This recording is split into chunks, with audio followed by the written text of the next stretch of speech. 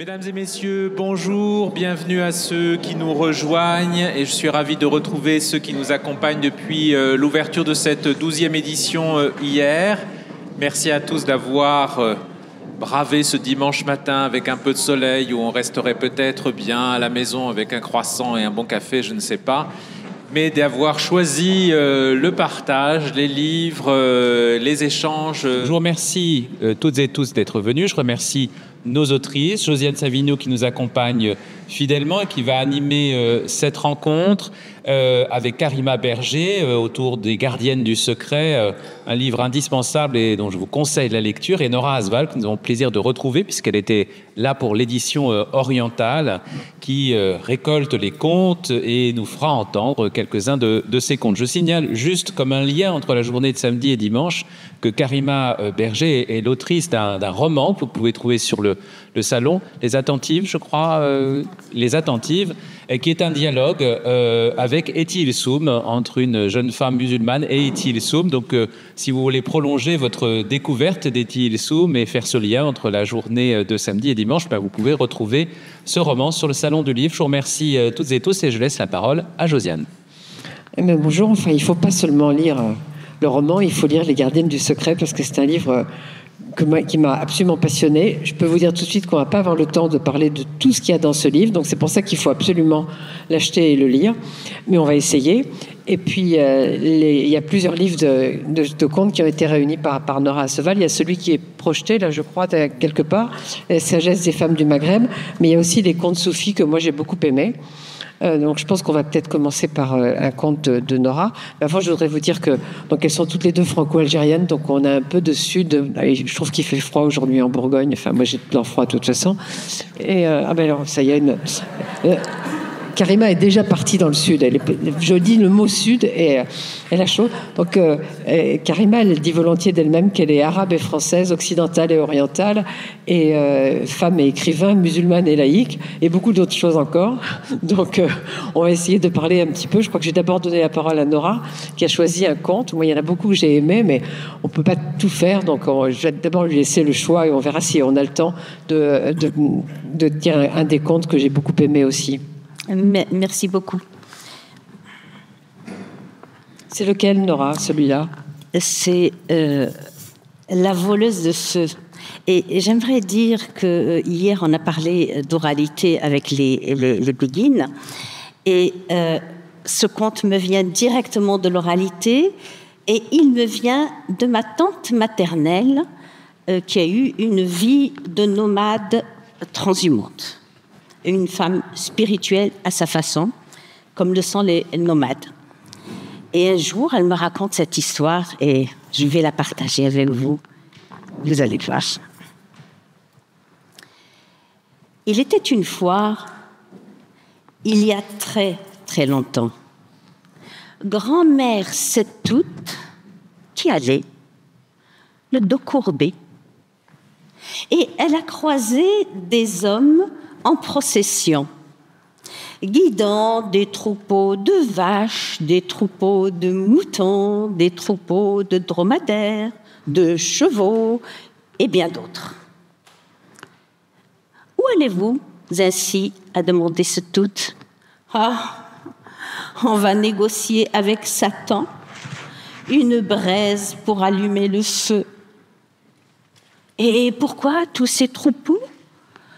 Et Satan exige tout notre troupeau pour une petite braise. Mais qu'allez-vous faire du feu si vous n'avez plus rien pour vous nourrir et pour vous vêtir? Écoutez, laissez-moi faire, je connais Satan, j'ai eu affaire à lui souvent. Attendez-moi derrière la colline et je vais revenir. Les hommes étaient sceptiques. Cette petite vieille, face à Satan, mais comment va-t-elle procéder? Et voilà grand-mère Setoute qui s'est dirigée vers Satan, s'appuyant sur un roseau en guise de canne. Elle a trouvé Satan assis comme le sont les hommes au souk, les vendeurs, entouré de tas de braises, des braises de toutes les variétés, de toutes les qualités, des braises de bouse de vache, des braises de crottes de mouton, des braises de charbon, des braises de bois divers et d'autres braises mystérieuses. Bonjour Satan. Combien vends-tu tes braises? Ça dépend de la qualité, hein, tu peux choisir. Et avec son roseau, c'est toute remuée un tas de braises. Celle-ci, combien coûte-t-elle? Oh, un troupeau de moutons. Oh, c'est trop cher, c'est trop cher. Et celle-ci, un troupeau de chèvres. Et celle-ci, un troupeau de dromadaires. Mais là, alors là, tu exagères. Ce que Satan ne pouvait pas deviner, c'est qu'à chaque maniement du roseau, cette toute le remplissait de braises, les unes après les autres. Et une fois qu'elle a rempli son roseau, elle lui a dit « Tu es bien trop cher, garde tes braises pour l'enfer. » Et elle est repartie. « Va-t'en, sorcière, a dit Satan, j'attends mes véritables clients, ils ne sauront tarder. » En arrivant auprès des hommes, cette toute a vidé son roseau. Ah, ils étaient heureux, c'était la joie. Que veux-tu, grand-mère, toute comme récompense? Un troupeau de vaches, un troupeau de moutons? Oh non, non, non, rien de tout cela. Je veux l'éternité. Comment ça, l'éternité? Raconter mon histoire, afin que jamais personne n'oublie que c'est grand-mère Setoute qui a porté le feu à l'humanité. Je vous remercie.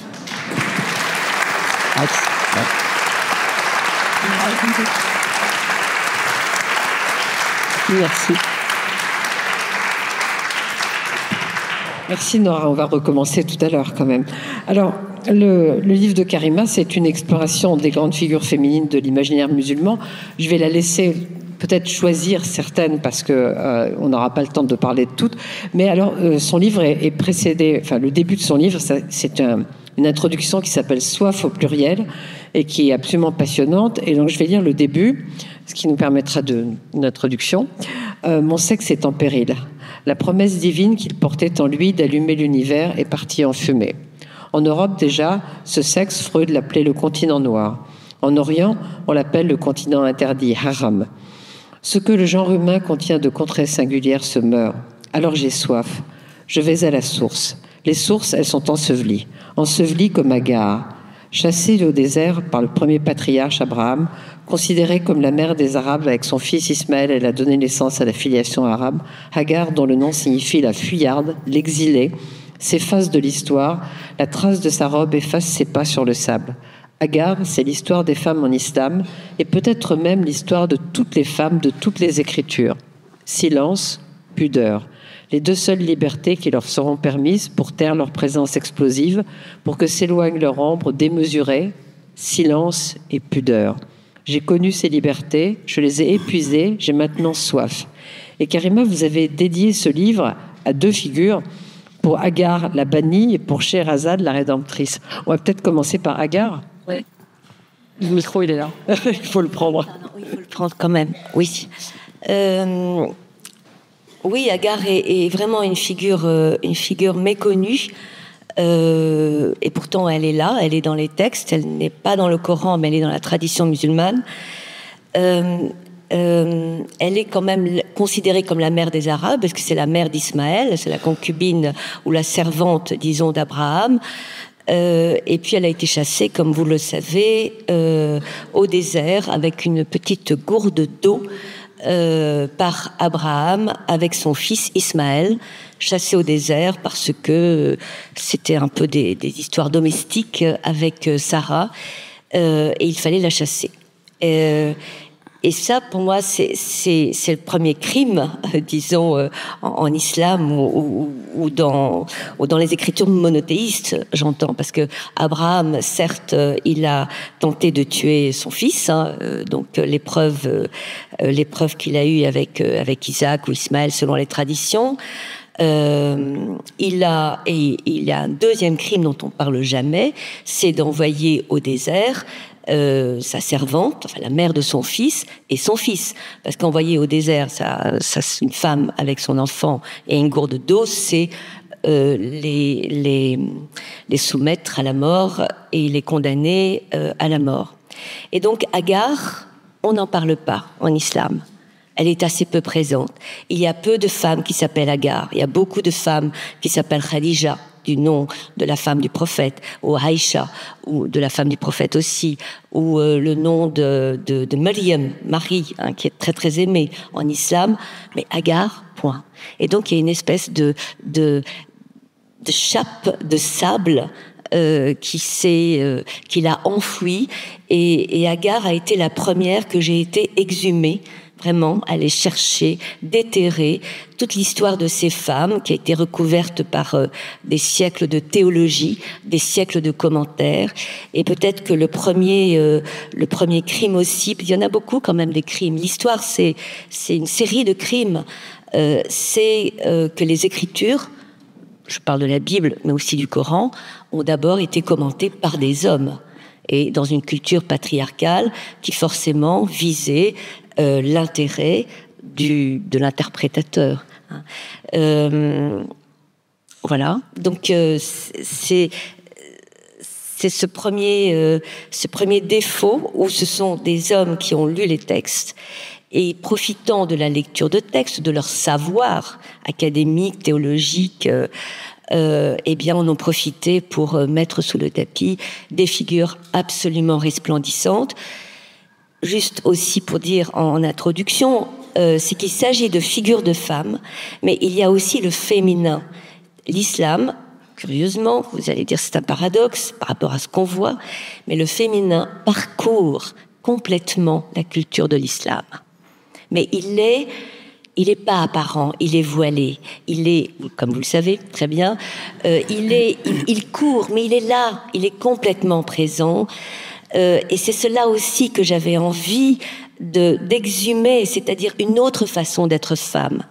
Il y a bien sûr au niveau des droits économiques, sociaux, politiques, les droits à disposer de soi-même, de son corps. Là, il y a pas photo, c'est évidemment quelque chose que je revendique absolument, et je suis féministe, je dis ça pour rassurer, mais vraiment, je suis convaincue, mais j'ai juste envie d'être autre chose que l'homme d'aujourd'hui.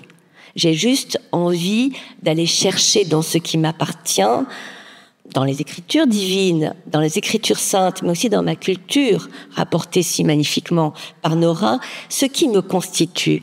Et je n'ai pas envie de me définir, on dit les femmes de l'islam sont des femmes opprimées, elles le sont, mais je ne me définis pas par ma seule oppression dont je suis l'objet, sinon je meurs. Sinon, les esclaves meurent. Enfin, c'est pas des esclaves, mais si je me définis par la seule étiquette de sexe faible que me donnent les hommes, alors non seulement je rentre dans leur jeu, et je m'écrase, et je m'éteins, et je meurs. Et je me dis, bon, certes, il y a de l'oppression, il y a de l'inégalité, mais ce n'est pas possible que 14 siècles d'islam, si l'oppression des femmes avait été aussi structurelle au sens structurel du terme, elle n'aurait pas produit de la beauté, elle n'aurait pas produit une civilisation, elle n'aurait pas produit l'Andalousie, elle n'aurait pas produit la poésie, elle n'aurait pas. C'est pas possible. Une civilisation ne peut pas vivre sur la moitié d'un peuple totalement écrasé. Et donc tout ce travail, c'est compliqué parce qu'il y a des couches à enlever. En fait, ce livre, ça a été consisté à enlever, comme quand on écrit. Voilà. Et pourquoi Scheherazade, la rédemptrice? Mais Scheherazade, c'est une sainte pour moi et pour beaucoup de femmes aussi. Scheherazade nous a sauvés.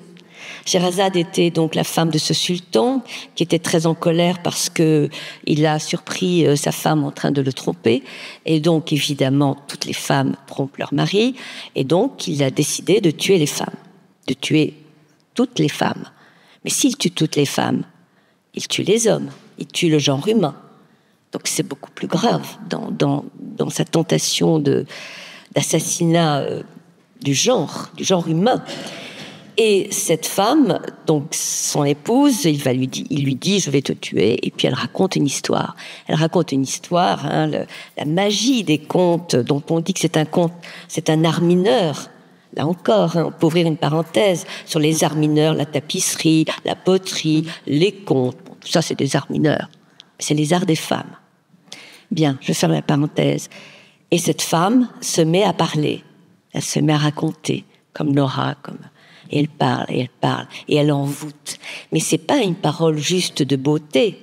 C'est pas juste une parole de poésie. C'est une parole d'intelligence. C'est-à-dire qu'elle a l'esprit totalement ébouillanté par sa lucidité sur son statut de femme, sur la menace qui pèse sur elle et sur la fragilité de cet homme-là qui veut tuer toutes les femmes. Donc Sherazade est notre sainte à nous parce qu'elle a pris la parole. Prendre la parole, c'est le langage, et le langage, c'est l'intelligence, et l'intelligence, c'est la civilisation.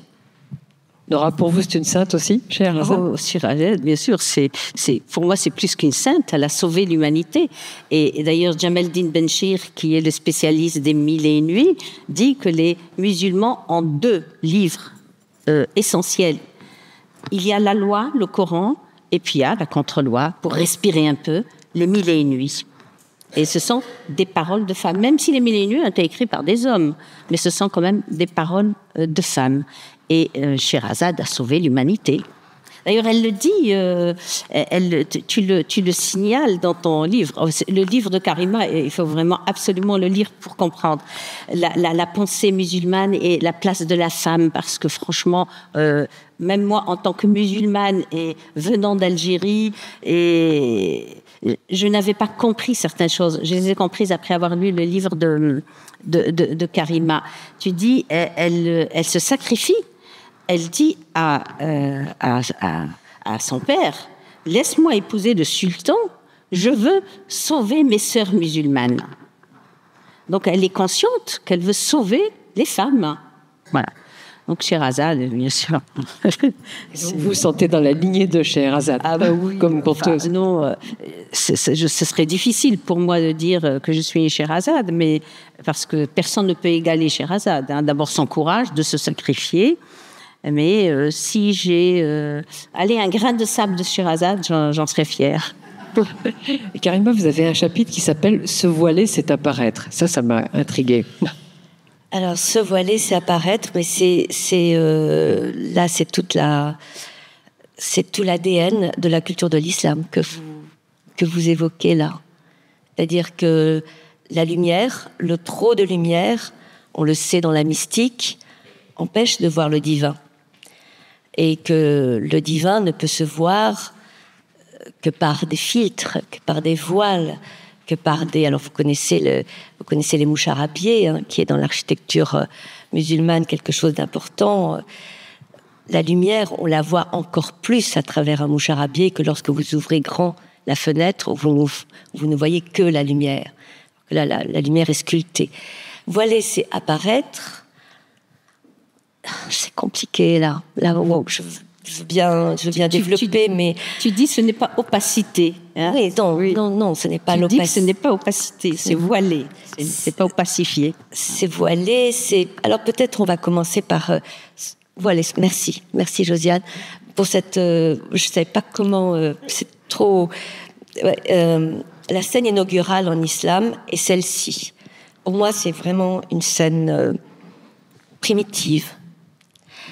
C'est le prophète Mohammed qui est un grand homme allumé, je l'entends au sens où il est plein de lumière, allumé, c'est maître de la lumière dans le monde, et il fait des retraites fréquentes dans une grotte, évidemment la grotte tout le monde connaît depuis Platon, et il a des méditations nocturnes fréquentes, et il est visité par une voix, par un personnage, par une fumée, par une nuée, par une ombre. Et il ne sait pas s'il s'agit de Satan, le shaitan, ou de l'ange Gabriel, ou de l'ange. Il ne sait pas. Il revient, il a des crises absolument épouvantables, il est terrifié en disant, mais est-ce que c'est l'ange, est-ce que c'est... Et il va voir sa femme, Khadija. Donc Khadija, c'est une femme qui a 20 ans de plus que lui, qui est une manager, on dirait aujourd'hui, elle gère des caravanes qui vont jusqu'en Inde, elle est très riche, et il a travaillé pour elle, et elle l'a vue, et elle lui a dit, toi, je veux t'épouser. Nous sommes au 7e siècle, en Arabie, donc remettons les choses dans leur contexte. Et Khadija, il vient la voir, et il l'aime beaucoup, cette femme. Enfin, il l'aime, oui. C'était une grande période d'amour entre deux, surtout favorisée par cet événement primordial. Il vient et lui dit, j'ai encore vu ça, j'ai encore entendu ça. Khadija, dis-moi, qu'est-ce que... Et elle lui dit, viens, mon cousin, comme on s'appelait dans le temps, puisqu'on se mariait entre nous. Viens sur mes genoux. Assieds-toi sur mon genou droit. Mohammed, le prophète, qui n'est pas encore prophète, mais il s'assoit sur son genou droit et il lui dit, est-ce que tu vois encore cette chose-là? Et il dit, oui, je la vois. Assieds-toi sur mon genou gauche. Est-ce que tu le vois? Oui, je vois encore cette chose-là. Viens t'asseoir dans mon giron. Giron. Viens t'asseoir sur mon giron. Est-ce que tu le vois encore? Oui, je le vois. Alors, cousin, tu vas venir contre ma peau. Et contre ma peau, sous ma chemise. Et donc, voilà le prophète Mohammed qui entre, donc elle soulève sa chemise et il met sa tête contre sa poitrine, contre son sein, contre son cœur, contre sa peau nue. Et elle le voile. Donc, et il lui dit, est-ce que tu le vois encore? Elle lui dit, non, je le vois plus. Tiens-toi tranquille, cousin, c'est bien un ange qui te visite, puisque quand un homme et une femme sont en état d'intimité, les anges s'en vont. Donc si tu le vois plus, c'est que c'est bien un ange. Et donc pour moi, ça, c'est une scène inaugurale qui ouvre plein de petites fenêtres sur la notion de voile, puisqu'on ne peut voir Dieu que si on est voilé. On ne peut pas... Voilà. Que si on a des filtres, c'est lui qui décide de dévoiler. C'est lui qui lève les voiles, c'est lui qui les soulève, s'il le veut bien. Donc ça ouvre cette fenêtre du voile, mais on peut en parler pendant des heures et à toutes les salissures du voile aujourd'hui, qui est devenu un objet fétiche, un objet idéologique, un objet qui n'a plus aucun sens, qui a perdu tout son sens. Ça ouvre la fenêtre sur le corps. Hier, on a beaucoup parlé de corps, le corps de ces femmes qui sont tout près du corps crucifié et sanglant du Christ. Et donc c'est un corps souffrant. Hier, on a beaucoup parlé de corps, comme si c'était la plume même de ces femmes, comme si c'est par leur corps qu'elles écrivaient l'histoire du féminin ou l'histoire de la mystique. Et là, ça ouvre cette fenêtre sur ce corps jouissant. C'est un corps aussi, parce que le corps est un instrument. Un corps, c'est un instrument de savoir. Khadija, d'où elle sait? Elle n'a... Vous dites que c'est la femme qui sait. C'est la femme qui sait. C'est la femme qui sait, par rapport à un homme qui ne sait pas. Lui, il a vu, il ne sait pas. Elle n'a pas vu, et elle sait. Vous imaginez, pour les hommes d'Arabie du 7e siècle, ce que ça a pu être comme choc émotionnel, psychique, culturel, qu'une femme ait été la première musulmane, parce qu'on dit toujours c'est Ali le premier musulman, le cousin de Mohammed, mais c'est elle la première musulmane, c'est elle qui la première a cru en lui, et donc c'est par le corps de la femme qu'elle a pu connaître, savoir qu'il s'agissait d'un ange et que c'était bien une chose divine qui lui était révélée. Vous imaginez le choc, le traumatisme, et donc cette conséquence terrible, terrifique pour les femmes, qui est l'enfermement des corps. Voilà. Bon, je tire peut-être le trait un peu trop vite parce que on n'a pas le temps, mais vous verrez dans le livre, il y a des développements, comment du sacré, on peut arriver très vite au déchet. et que dans le sacré, il y a déjà l'injure, c'est vraiment l'envers. Il y a déjà le déchet tel qu'on peut le voir aujourd'hui, c'est-à-dire cette régression terrible du féminin, puisque la modernisation est venue bouleverser l'équilibre traditionnel entre femmes et hommes. Alors elles ont gagné peut-être le droit de travailler à l'extérieur, sachant qu'elles ont... Mais elles ont aussi beaucoup perdu. Alors, je ne dis pas que c'est dommage, hein. Je dis qu'il va peut-être falloir attendre des siècles avant que le rééquilibre ne retrouve son égalité. Et vous parliez du corps, Karima, il y a un chapitre qui s'appelle « Les femmes, les parfums et la prière ». Pourquoi cette trilogie ? Les femmes, les parfums, la prière. Les femmes, les parfums et la prière, c'est une parole très connue du prophète Mohammed. C'est un homme, hein. C'est pas Jésus, hein. C'est pas un homme divin. Le prophète, c'est un homme comme vous et moi, qui aime les femmes, qui aime les parfums, qui aime la prière, mais surtout la prière, et qui aime l'amour, qui aime la beauté, puisque les parfums, c'est aussi la beauté. Et donc, il dit ça. Il dit, j'ai aimé, il m'a été donné. C'est Dieu qui lui a donné. C'est pas j'ai. Il m'a été donné d'aimer les femmes, la prière, et le parfum, c'est la pupille de mes yeux. Alors, les parfums, on connaît l'origine des parfums, que ça vient d'Orient, que c'est... Nora a un bijou ici que vous allez peut-être voir après, c'est de l'ambre, et c'est parfumé, son bijou est parfumé. J'en avais comme ça, mais je l'ai perdu. C'est le parfum permanent. C'est un parfum permanent. Donc vous avez des colliers qui sont...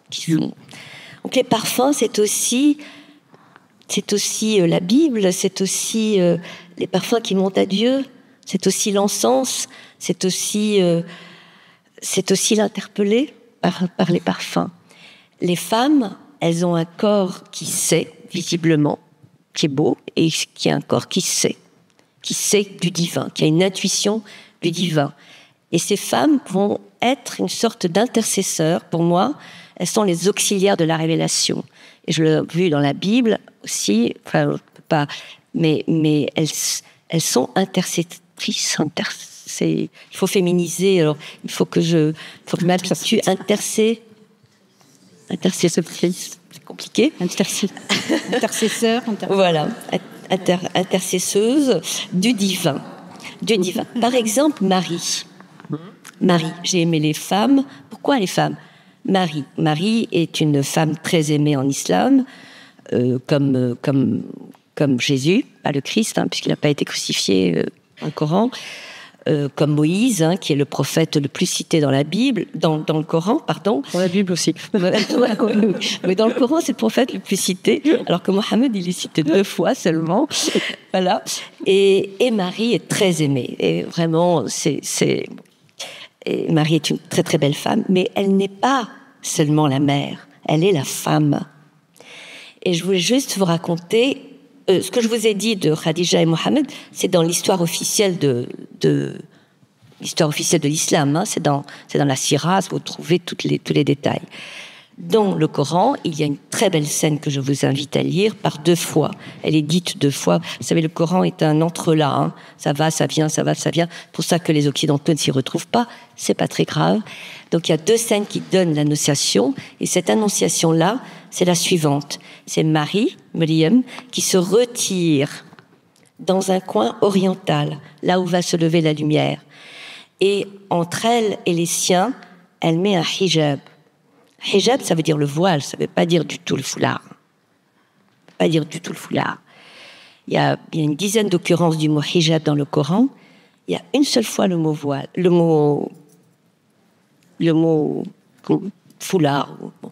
Chaque fois, c'est le voile. Hein. C'est le voile. C'est important. Elle dresse un voile entre elle et les siens. Et elle se retire et elle médite. Parce qu'elle sent que quelque chose va advenir en elle. Elle sait. Voilà, une femme qui sait. Et elle médite, elle prie, elle est au temple de Zacharie, enfin, bref. Et donc, elle voit apparaître devant elle un jeune homme d'une surhumaine beauté. Ça, c'est Rumi qui dit. C'est pas le Coran. Un jeune homme d'une surhumaine beauté. Dans le Coran, c'est l'ange qui s'est transformé, qui s'est fait homme.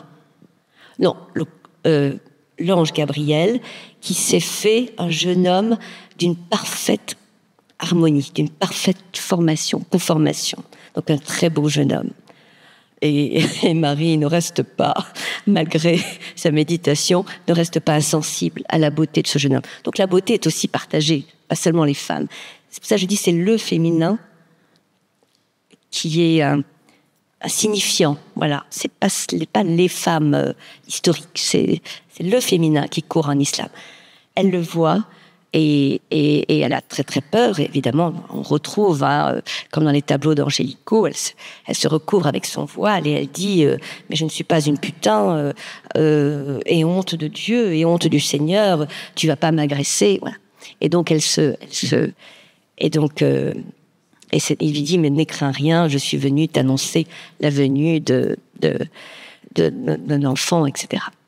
Et Ibn Arabi, vous connaissez ce grand mystique, le plus grand, dit si Marie avait été fécondée au moment de l'effroi qu'elle a eu, Jésus aurait eu un visage méconnaissable. Or Jésus est beau parce que Marie s'est dilatée. Marie a eu le temps d'accepter, elle a eu le temps d'accueillir et elle a eu le temps de désirer. Nora, pourquoi vous avez appelé un de vos livres « Sagesse des femmes du Maghreb » ? Sagesse des femmes du Maghreb, j'aurais pu l'appeler Patience des femmes du Maghreb, parce que cet ouvrage, donc tous les contes viennent de l'oralité, hein, c'est auprès de femmes. En fait, je collecte toujours auprès de femmes qui n'ont pas eu accès à l'écriture. Ce sont des femmes analphabètes et non pas illettrées. Il faut faire la différence, parce qu'elles sont très lettrées, très instruites, ces femmes du sud-ouest de l'Algérie, de tradition nomade. Hein. Et je l'ai appelée sagesse, mais avec le recul, je me dis j'aurais dû l'appeler parce que pour avoir la sagesse, il faut passer par la patience. Et ce sont des contes qui racontent la patience des femmes.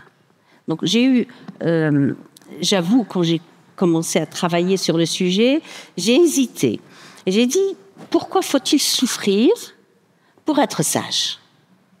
Et comme j'avais deux recueils, des femmes sages, mais savantes, qui siègent avec les hommes, qui donnent des ordres, parce qu'elles ont la sagesse du savoir. Et la sagesse d'autres femmes qui sont dans le silence, dans l'enfermement et dans la patience. Et finalement, j'ai séparé les deux. Donc il y a Sagesse des femmes du Maghreb, et le prochain, je ne sais pas quel titre je vais lui donner, et qui mettra donc en lumière des femmes là qui dirigent. Elles sont sages, mais elles dirigent, elles sont autoritaires, elles siègent parmi les hommes viennent leur demander conseil. Elles ne veulent pas se marier avec n'importe qui. Elles sont comme Khadija qui a dit, je l'ai lu dans ton livre et je l'ai entendu dans un autre conte que j'ai collecté, je veux épouser un homme à ma hauteur, un homme qui soit aussi important que moi. Hein. C'est peut-être pas les termes que tu as employés, mais il existe dans la tradition orale des femmes vraiment autoritaires et qui siègent parmi les hommes et qui ne refusent de se marier avec n'importe qui. Et elles soumettent les prétendants à de multiples épreuves, souvent, très souvent, majoritairement intellectuelles, et non pas des épreuves physiques.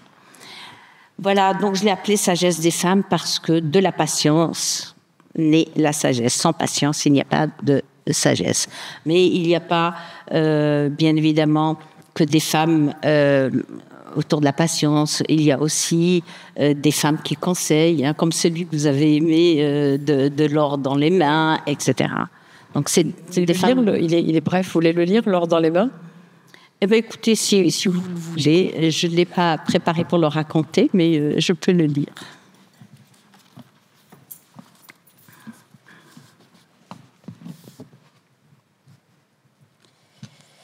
Un veuf avait une fille et ne supportant ni la tâche de l'éduquer, ni la solitude, il se remaria.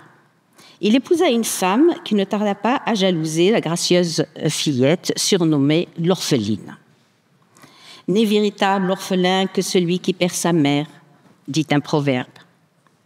Elle n'eut de cesse de la tourmenter.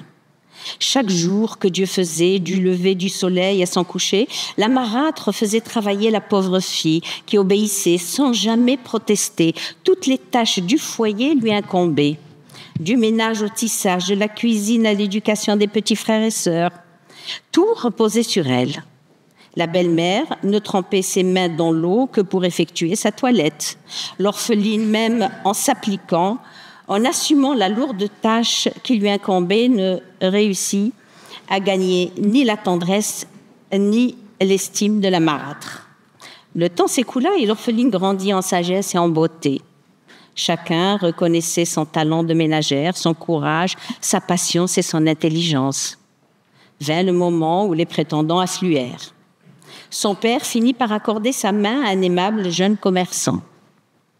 Le mariage s'organisa et la marâtre, mécontente de perdre une servante, afficha son animosité. Elle rogna tant sur le trousseau de la mariée qu'il tenait dans un simple petit coffre. Ni bijoux, ni toilettes, ni phare, ni rien d'exceptionnel comme le veut la coutume. Le jour des noces, la jeune mariée fut installée sur la mule qui devait la conduire à la demeure de son époux. Avant que le cortège ne prenne la route, la marâtre s'approcha de sa belle-fille et en guise d'adieu lui souffla. « J'espère que tu n'as rien volé de la maison. » La jeune fille, juchée sur sa monture richement harnachée, souleva discrètement son voile et répondit à sa belle-mère en murmurant « Bien sûr que si.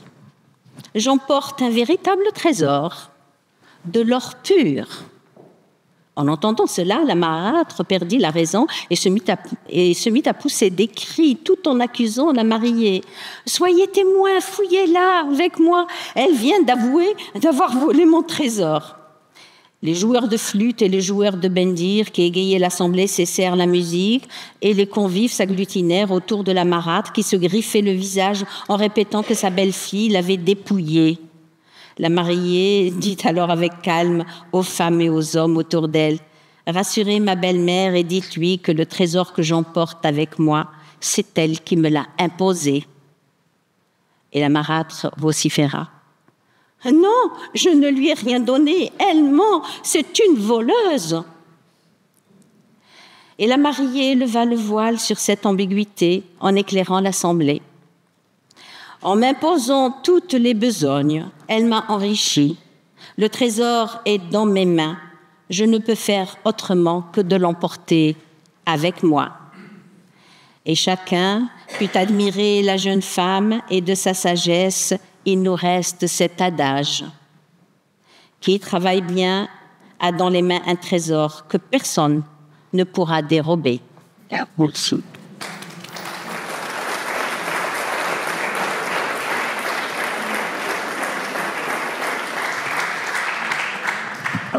Karima, au début du chapitre qui s'appelle justement Les gardiennes du secret, comme le livre entier, il y a une énigme que je voudrais vous voir dissiper. Donc, au cœur de la sourate 4, sourate dite les femmes, et qui comprend nombre de prescriptions sur le mariage, les interdits, la dot, la succession, l'héritage, etc., se niche le verset 34. Un verset qui, tel qu'il est communément interprété ou traduit en islam, commence ainsi. Les hommes ont autorité sur les femmes et se clôt sur un conseil aux hommes qui craignent l'inconduite de leurs épouses. Exhortez-les, éloignez-vous d'elles dans leur lit et frappez-les. Mais, dites-vous, entre les deux énoncés, telle une perle dans son coquillage, se niche une courte phrase, levée, cachée, un secret à protéger des pesantes réalités anthropologiques et historiques qui l'entourent. Alors, c'est quoi ça ? C'est le cœur, oui. C'est vraiment... oui.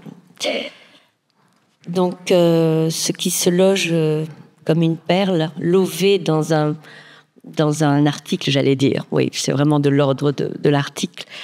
en tout cas du verset, c'est ceci.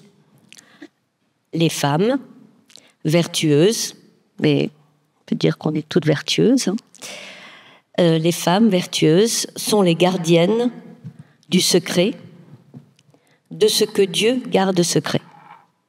Et puis ça repart. Ça repart sur des choses très juridiques.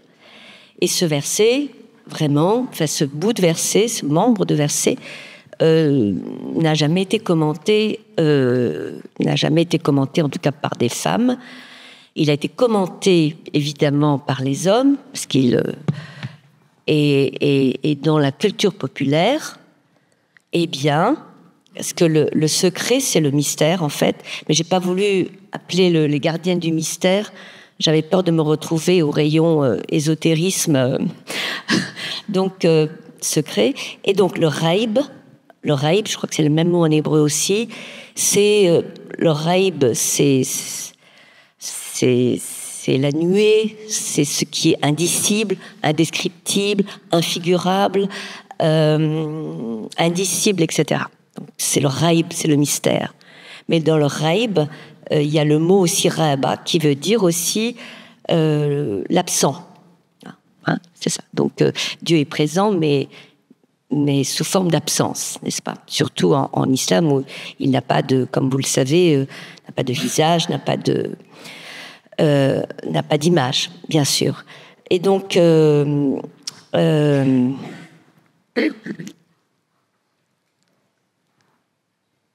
c'est ça. Et donc dans la doxa, on dit « Ah mais non, mais ça veut dire simplement... Qu'est-ce que tu as cherché?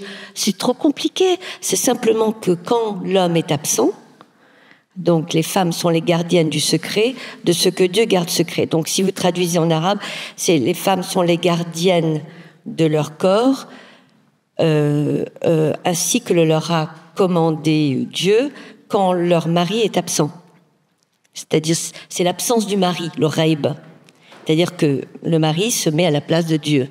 Bon, c'est un blasphème, mais personne ne l'a relevé. Moi, j'ai décidé de le prendre autrement, et j'ai trouvé que c'était un incandescent, que c'était une braise, pour reprendre le langage de Nora. Les femmes sont les gardiennes du secret, de ce que Dieu garde secret. Donc, on ne dit pas quel est ce mystère ou quel est ce secret. On ne le dit pas, mais elles sont gardiennes de quelque chose. Et on le sait qu'elles sont gardiennes. Enfin, même ici, même, je veux dire, c'est même universel. Hein, je le dis et je le redis. Hier, j'étais chez moi. Hier, j'étais dans mes gardiennes, dans les femmes qui étaient Louise du Néant. C'est absolument merveilleux, ou les Annonciades célestes. Enfin, donc j'étais chez moi. Donc il y a quelque chose d'universel. On sait, les femmes savent. Et curieusement, les femmes africaines, je trouve que, bon, je ne connais pas de femmes asiatiques, donc peut-être par ignorance, mais quand vous parlez à des femmes africaines, quelques femmes arabes aussi, elles savent qu'elles sont, je ne dis pas les plus fortes, je n'ai pas envie de faire plus, mais elles savent qu'elles gardent quelque chose du monde, du feu peut-être, qu'elles gardent quelque chose. Mais tout votre livre, en fait, est au cœur de la contradiction qui est particulière, enfin, qui concerne toutes les femmes au fond, mais qui est particulière en islam, qui est à la fois la coexistence de l'infériorité et de la supériorité. Si vous voulez lire ça de votre introduction, c'est très clair. Tout à fait. C'est ça qui est cruel. L'islam a ceci d'étrange, qu'il a fécondé une des plus grandes littératures mystiques, alors que sa loi est inversement proportionnelle à ses possibilités spirituelles. Un jour, le voile sera levé sur ce paradoxe. L'infériorité de la femme au plan juridique et sa supériorité ou sa domination sur le plan spirituel, manifeste dans sa présence psychique, cachée dans sa présence physique. La femme domine la culture coranique, mais son lieu de résidence reste la nuit. Troublante coexistence. L'appartement, la pénombre, le foyer, le secret. Quel secret habite l'énigme de cette boîte noire qui serait comme ce temple noir de la Kaaba, qui est objet d'adoration, matrice secrète de l'univers islamique et de sa psyché? et que les hommes tournent autour de la Kaaba. Comme les mains négatives peintes sur les parois des grottes, les femmes sont en négatif, elles sont en creux, en silence, peintes nuitamment sur les parois de la mémoire musulmane. Et je n'ai pas de réponse. Je n'ai pas de réponse. La réponse, je l'ai peut-être dite tout à l'heure, c'est que à force de sacraliser, on injurie, on offense. Et pour moi, l'injure et l'offense sont les deux faces d'un miroir, mais je n'ai pas la réponse. Mais c'est le paradoxe. Et Nora, dans les contes, cette supériorité des femmes est mise en lumière. Tout à fait. Alors, c'est ça qui est extraordinaire. Dans les contes et dans la littérature orale, la femme est nettement supérieure à l'homme. Et les femmes qui racontent, les conteuses encore vivantes aujourd'hui, porteuses de littérature orale, se moquent beaucoup des hommes. J'ai publié il y a quelques années les contes libertins. Les contes libertins, mais beaucoup de contes sont semblables aux contes que l'on trouve au Moyen-Âge en Europe. Et il y a même certaines personnes qui m'ont dit « mais tu as plagié certaines histoires ». Mais j'ai dit « pas du tout, elles sont dans la littérature orale ». Donc moi, j'ai les enregistrements en arabe. Et les femmes se sentent... Moi, j'aime beaucoup être en Algérie. Je suis quasiment 5 mois par an en Algérie pour mes collectages, pour mon travail de sauvegarde du patrimoine oral et notamment du conte. Et donc, je suis toujours dans les milieux féminins et j'aime beaucoup être dans les milieux féminins. Ça me donne beaucoup de force et beaucoup de pouvoir. Et croyez-moi qu'il y a un pouvoir latent, extraordinaire, et les femmes le savent. Et c'est peut-être cela qui fait peur aux hommes qui essaient de les enfermer et de les garder cachés. Mais bon, c'est une illusion.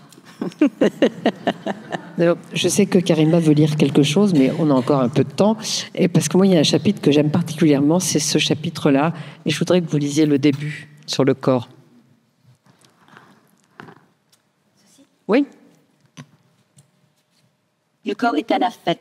Il faut un micro. Le corps est à la fête. Et l'islam s'empare de lui comme du lieu devant accueillir et accomplir tout entier le service du divin. Donc le corps n'est pas mortifié, n'est pas souffrant. Les rites les plus quotidiens ne cessent de mettre en jeu le corps et les sens. Les prières, c'est une sorte de... Quand je faisais du yoga, mon père me regardait et me disait « Pourquoi tu fais du yoga? Pourquoi tu fais pas la prière? C'est la même chose. » Les prières, les ablutions, qui sont comme se baigner 5 fois par jour dans une rivière. Et c'est vrai. L'effet de l'ablution de l'eau froide, on en parlait hier. Le jeûne, met à contribution le corps. La psalmodie, les parfums. Et le premier d'entre eux, le souffle, Ruh. Il est à l'œuvre dès l'appel à la prière jusqu'à la psalmodie extatique du mystique ou du simple croyant qui respire le nom d'Allah. Ce nom qui s'exhale en une suite continue de 99 noms, le 100e ne se dévoilant qu'au jour de la résurrection pour refléter la nature de chacun de ses fidèles. Il y en a au moins 99. Non, c'est le livre que je vais récupérer, pas le micro. Et ce chapitre, il s'appelle Tiens-moi entre tes mains, c'est ça? Oui, c'est Rabi'a. Me voici devant toi, entre tes mains. Pourquoi ce titre, ça vient d'où? Me voici entre tes mains, c'est Rabi'a, et nous sommes au festival des écrits de femmes, et c'est la première mystique musulmane. Elle ouvre les portes de la mystique musulmane. Et c'est une femme qui ne sait rien. C'est une femme soufie, enfin une femme mystique, qui n'a pas été... Elle a rencontré quelques grands, mais c'est tout. Et on est au début du 8e siècle. Or, la révélation, elle a lieu en 622, donc c'est très proche des prophètes. Et donc, c'est une femme qui a été esclave, qui a été prostituée, enfin, on ne sait pas. On n'y était pas, donc c'est pas intéressant. Et c'est une femme qui a écrit et qui a laissé une vingtaine de poésies admirable. Et voilà, et je voulais l'honorer. Est-ce qu'elle est la première à écrire? C'est la première à écrire, voilà. Et c'est des écrits, ça n'est pas une biographie, elle a écrit elle-même. Et elle a écrit des choses admirables. On peut peut-être, alors... les pages. Et Nora, vous avez un conte sur le corps qui va avec ce thème, oui. J'en ai préparé un. On va laisser Karima chercher. Je peux le dire en attendant. Pendant qu'elle cherche.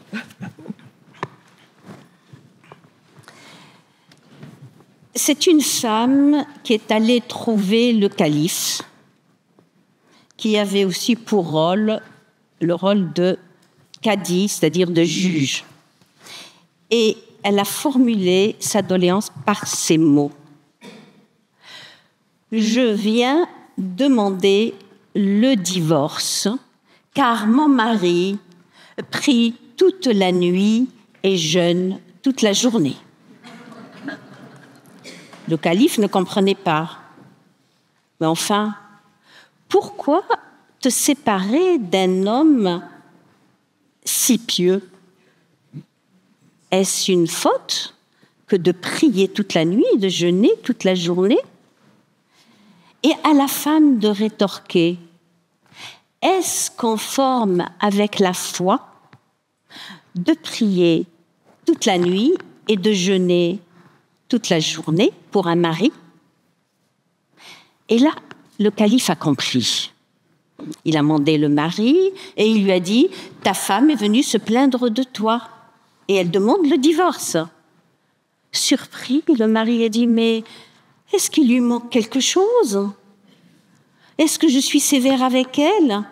Mais on me connaît pour ma générosité, ma bonté, ma piété. » « Certes, a dit le calife, mais justement, ta prière et ton jeûne, pratiqués avec outrance, t'empêchent de lui donner ce qui lui revient de droit. Dieu n'a-t-il pas dit « Prenez votre part dans cette vie » Et la prière, la pratique de la religion, ne doit pas vous soustraire au respect que vous devez à vos parents, à votre épouse. Et ton devoir conjugal fait partie de ta foi. Et voilà comment l'homme a compris. Et grâce à sa femme, il a pratiqué avec beaucoup plus de vérité. Merci.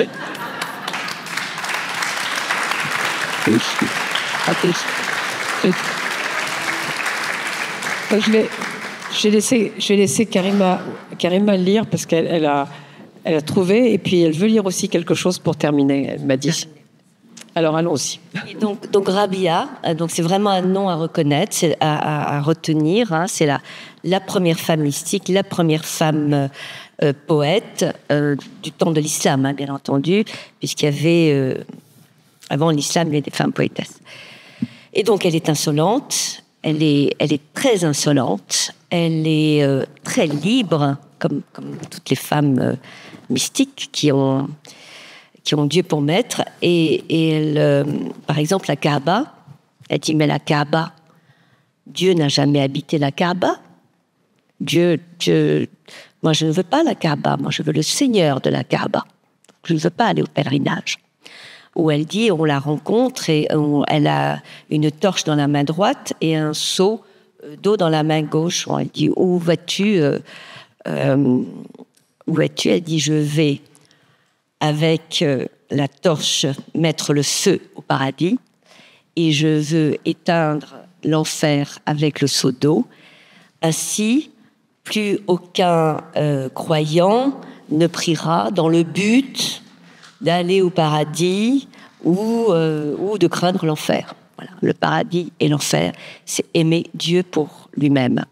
Et elle a été la grande initiatrice du mot amour dans le domaine mystique. Elle fait un poème qui va être commenté par toute la mystique et la poésie islamique. Je t'aime de deux amours. Et elle introduit, elle est la première, c'est très tôt dans l'islam, elle introduit le mot amour, qui veut dire hub, qui vient de l'origine de hub, de la graine. J'ouvre une parenthèse aussi, quand je parle du féminin en islam, quand je parle du signifiant féminin, Rahman Rahim, Dieu le miséricordieux, le tout miséricordieux, ça veut dire les entrailles du Seigneur. C'est Rahma, ça veut dire le ventre, les entrailles. Donc c'est un Dieu très maternant que nous cessons de répéter dans les prières. Donc c'est pas le Dieu transcendant dont on nous renvoie, mais c'est un Dieu très maternant. Donc c'est le signifiant de Rahma, de féminin, et le mot hub qui est l'origine de la graine. Je t'aime de 2 sortes d'amour. Et c'est une femme qui parle. Un amour visant mon propre bonheur, d'un amour de passion, et d'un amour de haut mérite dont tu es digne. Par l'amour de passion, ton souvenir m'a fait oublier tout autre que toi. C'est-à-dire que pour aimer Dieu, je suis passée par l'amour des hommes. Mais en t'aimant, j'ai oublié tout ce qui est autre que toi. Par le seul amour que tu mérites, tu m'as ôté tes voiles afin que je te voie. Nulle gloire pour moi, ni en l'un ni en l'autre. Mais gloire à toi pour celui-ci et pour celui-là. C'est-à-dire qu'elle accorde une reconnaissance totale aux 2 amours, puisque l'un est l'intercesseur de l'autre. Donc Karima, avant que Frédéric ne nous tue, il faut que vous lisiez ce que vous voulez lire en conclusion. Bon, il va pas... Parce que comme on le sait, les hommes, malgré tout, ont encore du pouvoir. On va lui raconter une histoire, on va voir si ça marche. Qui rejoint aussi cette culture, hein, cette culture du féminin qu'il y a en dedans. Et dedans, c'est la rahma, c'est la maîtrise, c'est la matrice, c'est le corps, c'est l'intérieur, c'est la vie intime, c'est la vie intérieure qui compte tellement quand on se veut, quand on se veut proche de son Seigneur. Et donc le dedans, il est peut-être plus important que le dehors. Et c'est vrai qu'en Occident, notamment, on parle beaucoup du dehors, mais le dedans. Quant aux gardiens des gardiennes, donc les hommes, j'ai un chapitre pour les hommes, bien sûr. Je les appelle les gardiens intranquilles. Et je parle de la virilité qui s'affiche, la virilité de Matamor, disait Germaine Tillon. Mais sous la virilité... Quant aux gardiens des gardiennes, il me revient ici la figure de mon grand-père, l'époux de la sultane tatouée. Son antre, plus sombre que celle d'une femme. Sa chambre donnait pourtant sur un jardin, empli de rosiers, tellement profus que leurs fleurs montaient jusqu'à la fenêtre et embaumaient l'atmosphère, déjà saturée de parfums d'ambre, de ces chapelets et de menthe que dégageaient les pastilles calmines. Cette grande maison familiale à Médéa, où nous nous rendions une fois par semaine, nous qui habitions à Alger, affolait mes sens, qui, en alerte maximale, me faisait tout voir, ou presque. Je passais du monde des femmes au cœur d'une cuisine surchauffée de rires, de paroles, de senteurs, couleurs, parfums, les unes écossant, pelant, triant lentilles ou haricots, pendant que la plus paresseuse d'entre elles se tenait toujours prête à chanter et à s'accompagner, en faisant du coin de la table l'équivalent d'une derbouka. Le rythme et le chant, repris par les autres, fusaient, pendant que les bavardages continuaient en une langue rieuse, criarde, tissée de métaphores sexuelles, souvent. Elles convoquaient l'humour pour parer leurs propos. Elles jouaient une revanche, mais de quoi au juste?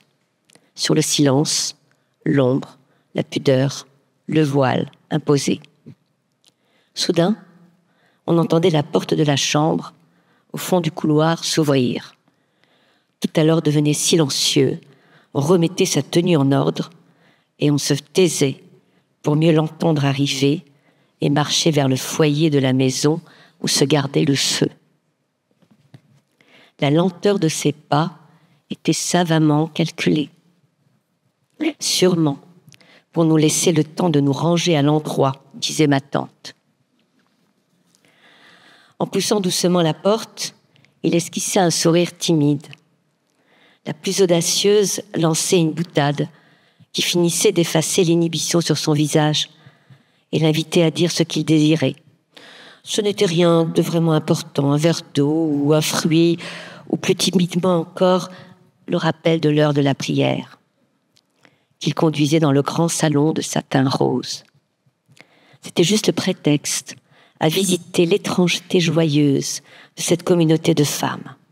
Les entendre rire et chanter et s'agiter entre elles le rendait comme vulnérable, exilé, lui, dans son antre silencieux, lui, l'homme qui dehors marchait comme un seigneur, drapé de ses burnous, la tête surmontée de sa somptueuse coiffe. Puis il regagnait sa chambre, reclus dans son espace intime, réservé à l'homme dans cette grande maison de femmes. Alors, moi, ce que je voulais vous dire, pour finir, c'est que Les Gardiennes du Secret et les livres de Nora, si vous êtes comme moi un peu trop occidental, finalement, un peu trop rationnel, ils sont vraiment magiques, ces livres. Donc, je vous les conseille absolument. Les Gardiennes du Secret, on a seulement esquissé ce livre, parce qu'il est très, séquencé sur chacune des femmes que vous observez et dont vous essayez de comprendre le destin, Karima. Et puis, quant au livre de Nora, alors ils sont plein de contes. Il y a des contes soufis, on n'a pas eu le temps de... Il y en a un que j'aimais beaucoup. C'était l'homme qui voulait fuir la mort. On n'a pas eu le temps. Il faut arrêter parce que sinon, guillotiné par le camarade Maget, je n'y tiens pas. Beaucoup de femmes ont fini sur l'échafaud de manière glorieuse, mais je n'y tiens pas. Donc je vous remercie beaucoup. Je vous remercie toutes les deux. Merci à vous. Merci.